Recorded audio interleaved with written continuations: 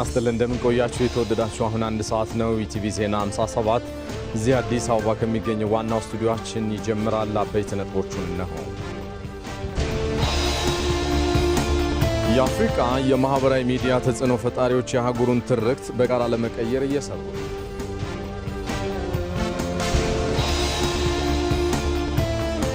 የዲሞክራሲ ስርዓት ምሰሶ የሆነው ምርጫ የህዝብ ተሳትፎንና የዜጎችን የስልጣን ባለቤትነት የሚጠይቅ ሂደት ነው።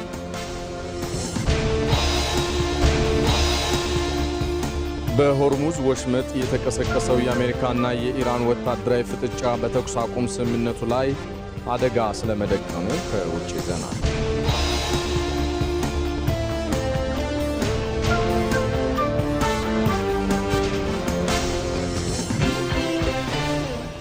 ሰለሞን ኃይለ ኢየሱስ ነኝ አብራችሁን ዝለቁ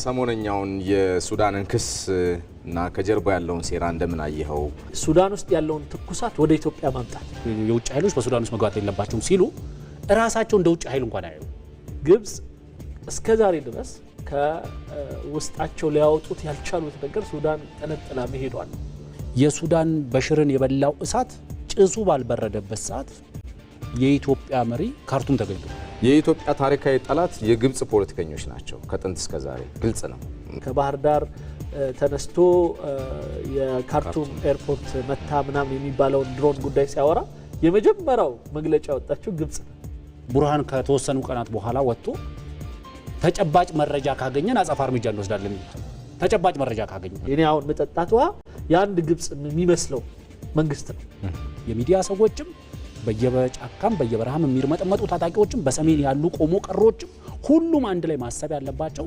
የካይሮ መንግስት ለምን እኛን ይደግፈናል ከ4 ኪሎ ምን ስላጣ ብሎ መጠየቃል በቅድሚያ የህዝብ ተወካዮች ምክር ቤት የፕላን በጀትና ፋይናንስ ጉዳዮች ቋሚ ኮሚቴ የፌዴራል ፍርድ ቤቶችን የበጀት አፈጻጸም ሪፖርት ገመገመ።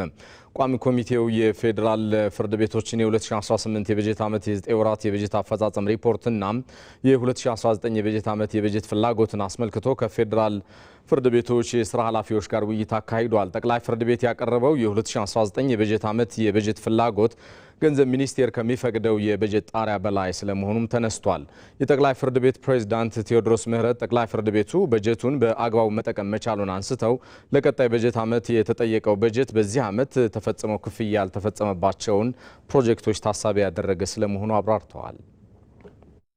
አጠቃላይ የቀረበውን በጀት ስናይ ከመደበኛ በጀት ጋር በተያያዘ የተጋነነ የሚባል አይመስለንም በእኛ እይታ ቀደም ሲል እንደተገለጸው ከደሞዝ ጋር የመጣው ጭማሪ አለ ኢንፍሌሽን የሚያመጣው አለ ከዛ አንፃር ስናየው ከጣራው ከፍ ያለው አነስተኛ ነው በዋናነት ቀደም ሲል የጠቀስናቸው 3 ፕሮጀክቶች ወደ ስራ ሲገቡ የሚፈልጉት ነገር ስላለ ነው የነዚህ ፕሮጀክቶች ማስፈጸሚያ የነዚህ ፕሮጀክቶች ተከታይ ሆኖ የሚታይ ነው ይሄንን ማድረግ ከቻልን ይሄን ወደ ተግባር ማስገባት ከቻልን ቀደም ሲል በመጠኑ ወደ ስራ ገብተው እርካታ የፈጠሩትን አገልግሎቶች ሙሉ ለሙሉ ወደ ስራ በሚቀጥለው ዓመት ለማስገባት ስላሰብን ያን ማሳካት ያስችለናል። የቋሚ ኮሚቴው ሰብሳቢ ደሳለኝ ወዳጆ ጠቅላይ ፍርድ ቤት ያገባደዳቸው የሚገኙትን ፕሮጀክቶች ለመጨረስ ያቀረበው የ2019 የበጀት ዓመት የበጀት ፍላጎት ገንዘብ ሚኒስቴር ከሚፈቅደው የበጀት ጣሪያ በላይ መሆኑንና በጀቱንም ቋሚ ኮሚቴው እንደሚያጤነው ጠቁመዋል። አሁን የጠየቃችሁ በጀት አለ እሱን ተነጋግረን እንወስናለን ያ ህንጻ እና ኦፊስ ግን አገልግሎት መስጠት አለበት ፋይሎቹም ምኖቹም መልክ መያዝ ስላለባቸው ያንን ሊያስይዝ በሚችል ደረጃ ባቀረባችሁት ልክ እንነጋገርበታለን በተለይ ስማርት ኮርት የሚለው የግድ ነው ሸልፎ የግድ ነው ሌሎቹም ያነሳቸዋቸው የግድ ሆኑ ብዙ አሉ የተጋኑ ካሉ ደግሞ በጠባብ መድረክ እንዲሁ መረጃ ተጨማሪ እየወሰን እናያለን። በሌላ ዜና የኢትዮጵያ ቁልፍ መሰረተ ልማቶች ከሳይበር ጥቃት ለመከላከል እየተዘጋጀ ባለው ረቂቅ አዋጅ ላይ የባለድርሻ አካላት የምክክር መድረክ ተካሄደ። የህዝብ ተወካዮች ምክር ቤት የውጭ ግንኙነትና የሰላም ጉዳዮች ቋሚ ኮሚቴ ባካሄደው በዚህ መድረክ ረቂቅ አዋጁን ለማሻሻል የሚያስችሉ ግብዓቶች ከሚመለከታቸው ተቋማት ተሰብስበዋል። በውይይቱ ላይ የፋይናንስ ተቋማት፣ የቴሌኮም አገልግሎት ሰጪዎች፣ የኃይል አቅርቦት ድርጅቶችና ሌሎች ቁልፍ የመሰረተ ልማት ባለቤቶች የተሳተፉ ሲሆን ረቂቅ አዋጁ በሚጸድቅበት ወቅትም የእነኚህ ተቋማት ሚናና ኃላፊነት ምን መሆን እንዳለበት በዝርዝር ተመክሮበታል። የቋሚ ኮሚቴው ምክትል ሰብሳቢ ዶክተር ፈቲ ማሃዲ ረቂቅ አዋጁ በቁልፍ መሰረተ ልማቶች ሳይበር ደህንነትና ያለውን ሚና የላቀ ስለመሆኑ ገልጸው መድረኩ በረቂቅ አዋጁ ላይ የሚታዩ ክፍተቶችን ለመሙላትና አዋጁ ከወቅታዊ የቴክኖሎጂ እድገትና ከሀገሪቱ ተጨባጭ ሁናቴ ጋር የተጣጣመ እንዲሆን ለማስቻል ያለመ ስለመሆኑ መናገራቸውን ሪፖርተራችን ህይወት አበበ ነው የዘገበችው። ዘገባዎቻችን እንደቀጠሉ ናቸው። የአፍሪካ የማህበራዊ ሚዲያ ተጽዕኖ ፈጣሪዎች የአህጉሪቱን ትርክት በጋራ ለመቀየር እየሰሩ ነው። ተጽዕኖ ለተሻለ አፍሪካ በሚል መሪ ሀሳብ የመጀመሪያው የአፍሪካ ማህበራዊ ሚዲያ ተጽዕኖ ፈጣሪዎች ጉባኤ በዚህ በአዲስ አበባ ተካሂዷል። ሞላ አለማየሁ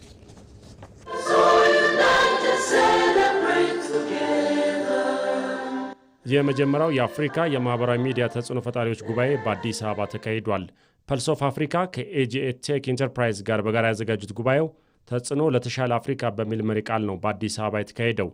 የፐልስ ኦፍ አፍሪካ ምክትል ዋና ስራ አስፈጻሚ ፍጹም እሸት ሽመልስ አፍሪካዊ ትርክትን መገንባት ያስችላል ብለዋል። 50-60 ሚሊዮን ተከታዮች ያላቸው ማህበራዊ ሚዲያ ላይ ያሉ ሰዎች ስለሆኑ እሱን በመጠቀም የአፍሪካን ትርክት መቀየር ነው። እንግዲህ ፐልስ ኦፍ አፍሪካም አንዱ የተቋቋመበት ዋና ዓላማ አፍሪካዊ ትርክትን ማድረቅ መቀየር ስለሆነ አስሚስም ከዛው ጋር የሚገናኝ ነው። አንዱ ዓላማው የአፍሪካዊ ትርክትን በተጽዕኖ ፈጣሪዎች አማካኝነት በአግባቡ መተረክ መገንባት መቻል ነው። ሁለተኛው ነገር ደግሞ ኮኔክቲቪቲ መፍጠር ነው፣ ኢንቴግሬሽን መፍጠር ነው። እንግዲህ እዚህ ሰሚት ላይ ብቻ ከ31 ሀገራት 60 ተጽዕኖ ፈጣሪዎች ከመላው አፍሪካ ከአራቱም ማዕዘናት ተሰባስበዋል። ከኢትዮጵያ ደግሞ ከ120 በላይ ተጽዕኖ ፈጣሪዎች እዚህ ጉባኤ ላይ እየተሳተፉ ይገኛሉ። ጉባኤው አፍሪካውያን የጋራ ትርክት በራስ ለመገንባት በአህጉሪቱ ላይ እምነት የሚያሳድጉ ውጤቶችን ለማስመዝገብና የአፍሪካን መለያ ለመፍጠር ያስችላል ያሉት የእውነቱ ተባባሪ አዘጋጅ የኤጂኤ ቴክ ኢንተርፕራይዝ ዋና ስራ አስፈጻሚ ገመዳ ወላና በሚቀጥለው ዓመት ጉባኤው የአፍሪካን የማህበራዊ ሚዲያ ተጽዕኖ ፈጣሪዎችን ሽልማት አካቶ ይዘጋጃል ብለዋል። በሚቀጥለው ደግሞ እኛ አጀንዳ እንሰጣቸዋለን ማለት እንደ ጉባኤ አዘጋጅ አጀንዳ እንሰጣቸዋለን። ስለ አፍሪካ ኢሜጅ፣ ስለ አገራቸው በጎ ተግባር የሚሰሩ ሰዎችን ደግሞ የምንሸልምበት ከየአገሩ ማን ነው የተሻለ ኮንተንትን ክሬት ያደረገው፣ ማን ነው ቤተር ኢንፍሉዌንስ እያደረገ ያለው። ምክንያቱም የዚህ ጉባኤ ዓላማ ኢንፍሉዌንስ ፎር ቤተር አፍሪካ ነው የሚለው። ለተሻለች አፍሪካ ማን ነው ሞር ተጽዕኖ እየፈጠረ ያለው የሚለውን ነገር ስለሚያሳይ በሚቀጥለው ዓመት በጣም በከፍተኛ የውድድር መንፈስ ተነሳስተው ወደ ሀገራቸው ይገባሉ። ትልልቅ ኮንተንቶችን ይሰራሉ። እነሱን እናወዳደራለን። በሚቀጥለው ዓመት ደግሞ እንሸልማለን ማለት። በአፍሪካ ተጽዕኖ ፈጣሪ የሆኑ ግለሰቦች ለታላቁ አፍሪካ የጋራ ተጽዕኖ ለማሳደግና ለማነቃቃት እንደሚያስችል ተናግረዋል። በኢትዮጵያ በአዲስ አበባ የተመለከቱት ለውጥም እንደተደነቁ ገልጸዋል።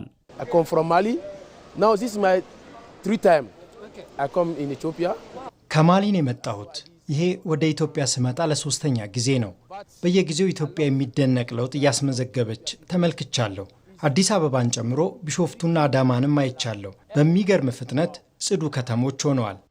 አዲስ አበባ is big and wonderful one. Amazing, nature is good. አዲስ አበባ በጣም ተለውጣለች። በእጅጉ አድጋ ጽዱ ሆናና አረንጓዴ ተላብሳን ያገኘዋት። ይህንን ለውጥ ለዓለም ማሳየት የኛ ኃላፊነት ነው። ሌሎች ሀገራት ሀገሬ ታንዛኒያን ጨምሮ ከኢትዮጵያ ምሳሌነት መማር አለባቸው። በአፍሪካ የማህበራዊ ሚዲያን ከግጭት ይልቅ ሰላምን ለማስፈን ወጣቶችን ለማነሳሳትና የአህጉሩን ክብር የሚጠብቅ ዲጂታል አፍሪካን ለመፍጠር መጠቀም እንደሚገባም አስገንዝበዋል።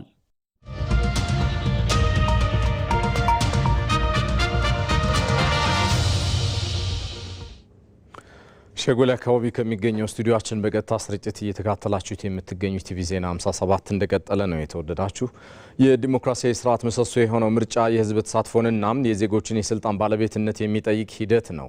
ኢትዮጵያ ባለፉት 3 አስርት ዓመታት ያካሄደቻቸው 6 ጠቅላላ ምርጫዎች ታዲያ በሀገሪቱ የፖለቲካ ምህዳር ላይ የራሳቸውን አሻራ ጥለው አልፈዋል። 7ኛው ጠቅላላ ምርጫ ደግሞ እነኚህ ያለፉ ልምምዶችን በማጠናከር የዲሞክራሲያዊ ባህል ግንባታን ወደ ላቀ ደረጃ ያሻግራል ተብሎም ይጠበቃል። ባልደረባችን ዛህራ መሐመድ በጉዳዩ ዙሪያ ተከታዩን ይዛለች። ምርጫ ዜጎች የወደፊት ዕጣ ፈንታቸውን የሚወስኑበት የመንግስት የስልጣን ምንጭ ህዝብ መሆኑ የሚረጋገጥበት አንዱ የዲሞክራሲ መድረክ ነው። ኢትዮጵያ ባለፉት ዓመታት ያካሄደቻቸው ምርጫዎች ምንም እንኳ የራሳቸው የሆኑ የሂደት ፈተናዎች የነበሩባቸው ቢሆንም በህብረተሰቡ ውስጥ የምርጫ ባህል እንዲዳብርና ዜጎች ድምጻቸውን የመስጠት ልምድ እንዲያገኙ በማድረግ ረገድ የነበራቸው ሚና ቀላል አይደለም። ኢትዮጵያ ካለፈችባቸው ተከታታይ የምርጫ ታሪኮች የምንረዳው ትልቁ ቁም ነገር ምርጫ የቁጥር ድምር ብቻ ሳይሆን ተቋማዊ ነጻነትና የፖለቲካ ምህዳርን ስፋት የሚለካ መሆኑን ነው። ካለፉት ሂደቶች በመማር የምርጫ አስፈጻሚ አካላት ገለልተኝነትን፣ የፓርቲዎች እኩል ተወዳዳሪነትና የዜጎች ያለ ስጋት የመምረጥ መብት መከበር ለዲሞክራሲው ውጤታማነት ወሳኝ መሆናቸው ታይቷል። 87 ጀምሮ የተደረጉትን እንመልከት ከተባለ 87፣ 92፣ 97፣ 2002፣ 2007፣ 2013 ብሎ አሁን ደግሞ ልናካሄድ ነው ማለት ነው 2018። ስለዚህ ልምዱ አለ፣ ምንም ጥያቄ የለውም። በማህበረሰቡ በኩል ያው ነገሮችን ገምግሞ ይጠቅማል የሚለውን ነገር ነው የሚያደርገውና ልምዱ አለ። ፖለቲካው ደግሞ እንግዲህ በሂደት እየዳበረ የሚሄድ ይመስለኛል። አሁን ደግሞ በሽግግር ወቅት ላይ የነበር ነው እንግዲህ ከ2010 በኋላ የነበረ ሁኔታ ብዙ ነገሮችን በአዲስ መልክ የመመልከት መከላከያውን የማዋቀር የፖለቲካ ስሪቱን በአዲስ መልኩ የማየትና የመሳሰሉ ነገሮች ስለነበሩ እነዛ ነገሮች የራሳቸው ሁኔታዎች አሏቸው። ዘንድሮ የሚካሄደው 7ኛው ጠቅላላ ምርጫ ደግሞ ሀገሪቱ የጀመረችውን የዲሞክራሲያዊ ባህል ግንባታ ወደ ተሻለ ምዕራፍ ያሸጋግራል ተብሎ ታላቅ ተስፋ ተጥሎበታል። ይህ ምርጫ ካለፉት ተሞክሮች በመነሳት ይበልጥ ግልጽነት የሰፈነበት፣ ቴክኖሎጂን በመጠቀም ስህተቶችን መቀነስና በፖለቲካ ኃይሎች መካከል የሚደረገው የሀሳብ ፍልሚያ በይበልጥ የታየበት ነው። በተለይም ቀጣዩ ምርጫ የፖለቲካ ምህዳሩን በማስፋት ሰላማዊ የስልጣን ሽግግርን እንደ ባህል በመገንባትና በዜጎችና በመንግስት መካከል ያለውን አመኔታ በማጠናከር ረገድ የጎላ ሚና ይኖረዋል። ይህም ኢትዮጵያን በጠንካራ ተቋማዊ መዋቅር የተገነባች ዲሞክራሲያዊት ሀገር ለማድረግ በሚደረገው ጉዞ ውስጥ እንደ ትልቅ ምዕራፍ የሚወሰድ ነው። 6ኛው ምርጫ የተሻለ የሚባለው ነው። ከ5ቱ ምርጫዎች በእርግጥ በብዙ ፈተና የታለፈ ነው። ተግዳሮቶች ነበሩበት፣ አስቻይ ሁኔታዎች ነበሩበት። እንግዲህ ከለውጡ በኋላ የነበረው ሂደት አለ። 6ኛው ምርጫ ሲከናወን ግን የተሻለ የዲሞክራሲ ልምምድ አድርገንበታል ተብሎ ይታሰባል። አሁን ደግሞ 7ኛው ከ6ኛው የተሻለ በርካታ ህዝብ ካርድ ያወጣል እና ይሳተፋል ተብሎ ይታሰባል። እኔ በአጋጣሚ በስራ ጉዳይ የተወሰኑ ክልሎች ላይ ነበርኩኝ። በጣም በርካታ ማህበረሰብ ተሳትፎ ካርድ ያወጣል። በብዙ መልኩ ወጣቶች ከሁሉ በላይ ደግሞ ለፖለቲካ ያላቸው አውድ በጣም ሰፍቷል። ብዙ ወጣቶች ካርድ እያወጡ አይተናል። ብዙ እናቶች፣ ብዙ ማህበረሰብ የምርጫ ክልሎች ላይ የምርጫ ጣቢያዎች የሚቀናጅበት መንገድ ጥሩ ሆኖ ነው። ስለዚህ ይሄ ማለት ዜጎቻችን ለዲሞክራሲ ያላቸው አስተሳሰብ መሪዎቻቸውን ለመምረጥ የሚያደርጉት ሂደት የተሻለ ነው ማለት ነው። የባለፈውን እንመልከት። ለምሳሌ እንደው ጥሩ ምሳሌ ነው ብዬ አስባለሁኝ። የ2013 ላይ የተደረገው ምርጫ በተመለከተ እዚህ በመዲናችን አንደኛ ያወጣው ፓርቲ ማን ነው? እሱ ሁለተኛ ያወጣው ፓርቲ ማን ነው? በድምጽ ማለቴ ነውና በጣም ተቀራራቢ በሆነ ሁኔታ የሚገርም ድምጽ ሰጥቷል። ያ በጣም ትልቅ ነገር ነው። ምርጫ የዲሞክራሲ መዳረሻ ሳይሆን የሂደቱ አካል ነው። ኢትዮጵያ ያደረገቻቸው ተከታታይ ምርጫዎች ለዛሬው የፖለቲካ ንቃተ ህሊና መሰረት የጣሉ ሲሆን 7ኛው ጠቅላላ ምርጫ ደግሞ ይህንን ልምምድ በማጎልበት ሀገሪቱ ወደ ተሻለ የዲሞክራሲ ባህል ልምምድ እንደሚያሸጋግራትም ይጠበቃል።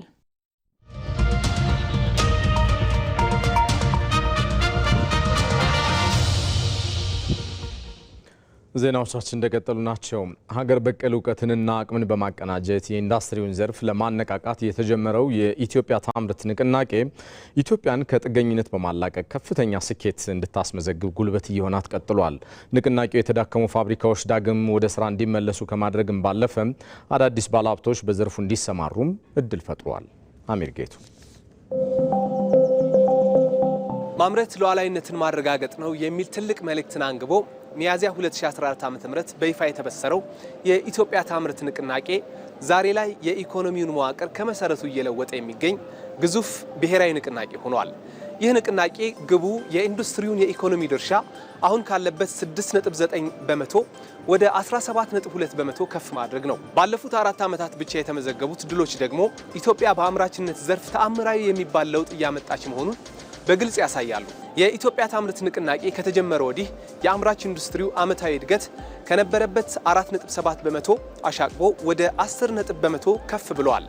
ኢትዮጵያ ታምርት ስንጀምር የማኑፋክቸሪንግ ዘርፍ እድገት 4.7% ነበር። ዘንድሮ 10.7% ደርሷል። የማኑፋክቸሪንግ እድገት ብቻ። ይሄ ሊመጣ የቻለው የኢትዮጵያ ታምርት ንቅናቄ በኤክስፖርቱ ያመጣው ውጤት፣ በተኪ ምርቶች ያመጣው ውጤት በተሟላ መንገድ እንዲሳካ ማኑፋክቸሪንግ ያሳየው እድገት ነው።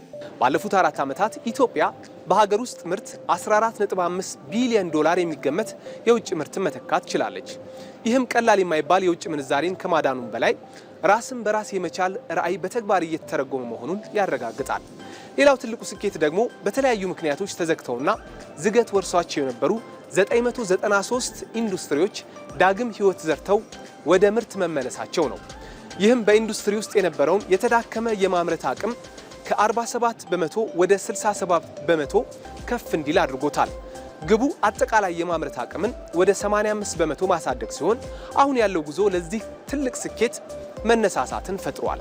ንቅናቄው በፈጠረው ምቹ የፖሊሲና የአሰራር ሁኔታ 3680 አዳዲስ ባለሀብቶች ወደ ኢንዱስትሪው ዘርፍ በስፋት ተቀላቅለዋል። ይህ የባለሀብቶች ቁጥር መጨመር በኢኮኖሚው ላይ ያለውን እምነት የሚያሳይ ሲሆን በረጅም ጊዜ እቅዱም ከ5 ሚሊዮን በላይ ለሚሆኑ ዜጎች ቋሚ የሥራ ዕድል ለመፍጠር በትጋት እየሰራ ይገኛል። 3000 ተጨማሪ ኢንቨስተር መሳብ የቻለ ንቅናቄ የሚጎሉትን ነገሮች ለቅመን ማረቅ ማስተካከል ከቻል ብዙ ሺህ ኢንዱስትሪያሊስቶችን መፍጠር እንችላለን ማለት ነው። ኢትዮጵያን ከአምራችነት ባለፈ የውጭ መሪ ገበያ ለማድረግ የታለሙ ስራዎችም ተጠናክረው ቀጥለዋል። የኢንዱስትሪውን የወጪ ንግድ ገቢ በ2022 ዓ.ም 9 ቢሊዮን ዶላር ለማድረስ ግብ ተቀምጦ እየተሰራ ይገኛል። አራተኛው የኢትዮጵያ ታምርት ዓለም አቀፍ ኤክስፖ የነዚህ ሁሉ ድሎች ማሳያ ሆኗል። ይህ መድረክ የሀገር ውስጥ አምራቾች ከዓለም አቀፍ ገበያ ጋር የሚገናኙበትና የኢትዮጵያን የማምረት አቅም ለዓለም የሚያሳዩበት ትልቅ አውድ ሆኗል። የኢትዮጵያ ታምርት ንቅናቄ ኢትዮጵያን ከተረጅነት ወደ አምራችነት፣ ከጥገኝነት ደግሞ ወደ ሙሉ ሉዓላዊነት እያሸጋገረ ያለ ብሔራዊ ድልድይ ነው። ይህ ንቅናቄ የኢንዱስትሪውን ዘርፍ ማነቃቃት ብቻ ሳይሆን የኢትዮጵያን የወደፊት የብልጽግና ጉዞ መሰረት እያጠናከረ ይገኛል። ሆኖም የተጀመረው ስኬት ቀጣይነት እንዲኖረውና የተቀመጡ ታላላቅ ግቦች ሙሉ በሙሉ እንዲሳኩ በትጋት በህብረትና በአንድነት መስራትን ይጠይቃል። የዓለም አቀፉ የቀይ መስቀልና የቀይ ጨረቃ መስራች ሄነሪ ዱና የልደት በዓል በኢትዮጵያ ቀይ መስቀል ማህበር አዲስ አበባ ቅርንጫፍ ጽህፈት ቤት ቦርድ ሰብሳቢ ዶክተር ተፈራ ሞላና ሌሎችም የማህበሩ አባላት በተገኙበት በእንጦጦ ፓርክ ተከብሮ ውሏል። ትብብር ለሰብአዊነት በሚል መሪ ሀሳብ የተከበረው ቀኑ ዋናው ትኩረቱ የሁሉም ትብብር ለሰብአዊነት መፍትሄ ስለመሆኑ ማሳየትም ነው።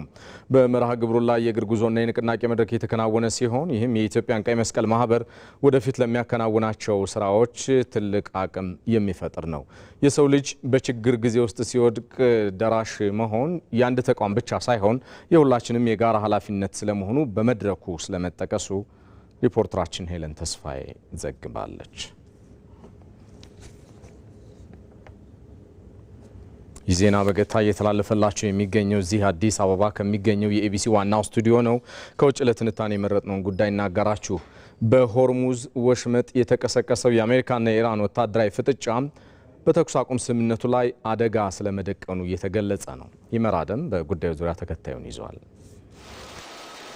በሆርሙዝ የባህር ወሽመጥ በአሜሪካና በኢራን ኃይሎች መካከል በተቀሰቀሰ ግጭት እንዲሁም በተባበሩት አረብ ኤሚሬትስ ላይ በተፈጸመ አዲስ ጥቃት ለአንድ ወር የዘለቀው የተኩስ አቁም ስምምነት አደጋ ላይ ወድቋል። ይህ ክስተት ለቀውሱ ዲፕሎማሲያዊ መፍትሄ ይገኛል የሚለውን ተስፋ አዳክሞታል። ውጥረቱ ያገረሸው ዋሽንግተን በአሜሪካና በእስራኤል የጋራ አየር ጥቃት ለተጀመረው ጦርነት ማብቂያ ይሆን ዘንድ ላቀረበችው የሰላም ጥያቄ ከቴህራን ምላሽ እየጠበቀች ባለችበት ወቅት ነው። ፕሬዚደንት ዶናልድ ትራምፕ ትናንት ሐሙስ ዕለት እንደተናገሩት በዓለም ላይ ካለው የነዳጅና የተፈጥሮ ጋዝ ፍሰት ውስጥ ሲሶው የሚተላለፍበትን የሆርሙዝ ወሽመጥ ሲያቋርጡ በነበሩ 3 የአሜሪካ የባህር ኃይል አጥፊ መርከቦች ላይ ጥቃት ተፈጽሟል። ትራምፕ በትሩዝ ሶሻል ገጻቸው ላይ ባሰፈሩት ጽሑፍ 3 የአሜሪካ አጥፊ መርከቦች የተኩስ እሳት እየዘነበባቸው የሆርሙዝ ወሽመጥን በስኬት አልፈዋል።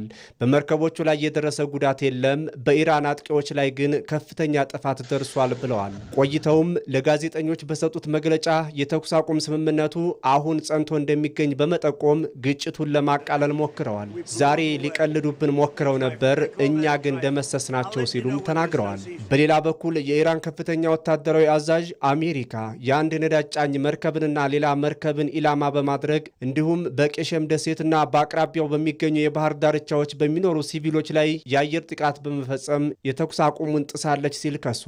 የኢራን ጦር ለዚህ ምላሽ ይሆን ዘንድ ከወሽመጡ በስተ ምስራቅና ከቻ ባህር ወደብ በስተደቡብ በሚገኙ የአሜሪካ ወታደራዊ መርከቦች ላይ ጥቃት መሰንዘሩን አስታውቋል። የኢራን ፕሬስ ቲቪ ለሰዓታት የዘለቀው የተኩስ ልውውጥ ካበቃ በኋላ በደሴቶቹና በባህር ዳርቻ ከተሞች ያለው ሁኔታ ወደ መደበኛ ሁኔታ መመለሱን ዘግቧል። በተቀሰቀሰው ግጭት ሳቢያ በዓለም አቀፍ ገበያ የነዳጅ ዋጋ የጨመረ ሲሆን የብሬት ድፍድፍ ነዳጅ ዋጋ የ1 በርሜል $100 በላይ ሆኗል። በተቃራኒው በዚህ ሳምንት ለሰላም ካለው ተስፋ የተነሳ አገግሞ የነበረው የሼር ገበያ ወይም ስቶክ ማርኬት በድጋሚ ወርዷል። ጦርነቱ ከተጀመረበት ከየካቲት ወር መጨረሻ ጀምሮ በአሜሪካ የነዳጅ ዋጋ ከ40 በመቶ በላይ እየጨመረ ሲሆን በአማካይ 1 ጋሎን ነዳጅ ከ$4 በላይ እየተሸጠ ይገኛል። ይህም ትራምፕ የውጭ ጦርነቶችን እንደሚያስቀሩና የነዳጅ ዋጋን እንደሚቀንሱ ለደጋፊዎቻቸው የገቡትን ቃል እየፈተነው ይገኛል። ምንም እንኳን ግጭቶቹ ቢኖሩም ፕሬዝደንት ትራምፕ ከቴሄራን ጋር እየተደረገ ያለው ድርድር አሁንም መቀጠሉን ገልጸዋል። አሜሪካ ባቀረበችው የሰላም ረቂቅ ላይ ኢራን የኒውክሌር መሳሪያ እንደማትታጠቅ መስማማቷን ትራምፕ ቢናገሩም ቴሄራን ግን እስካሁን በጉዳዩ ላይ የመጨረሻ ውሳኔ ላይ እንዳልደረሰች አስታውቃለች። የተወደዳችሁ ለምሽት 1 ሰዓት የኢቲቪ 57 ጉዳዮች የተመለከታቸው ዘገባዎቻችን እነኚህ ናቸው። በቀሪ ደቂቃዎች ከተመራረጡን የስፖርትና የቢዝነስ ዘገባዎች ጋር ቆይታ ታደርጋላችሁ። ባልደረቦቼ ይጠብቋችኋል። ምሽቱ 2 ሰዓት ላይ ዳግም እንገናኛለን።